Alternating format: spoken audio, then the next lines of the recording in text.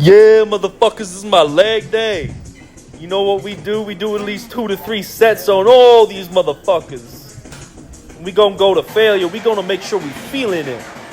If you can't tell already, this video is sped up. Just so that you can see everything and we ain't sitting here for too long. Now, alright, we gonna do everything. We gonna prime the muscles, we gonna warm them up, and then we gonna get into that deep dive. You know, where the heavy weights are going. Every time on that second set, you better make sure you're going towards failure. You know what I'm saying? You better make sure you working. You making ugly ass faces while you lifting.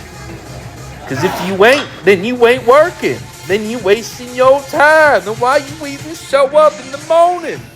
You gotta come in later when you sleepy, cause you sleeping on all them gains you could be getting by working your ass to failure. You gotta put on that David Goggins hat and wear it proudly and be like, damn, motherfucker, I looked at myself in the mirror and I'm looking better than I was yesterday, because I know I was putting the work in.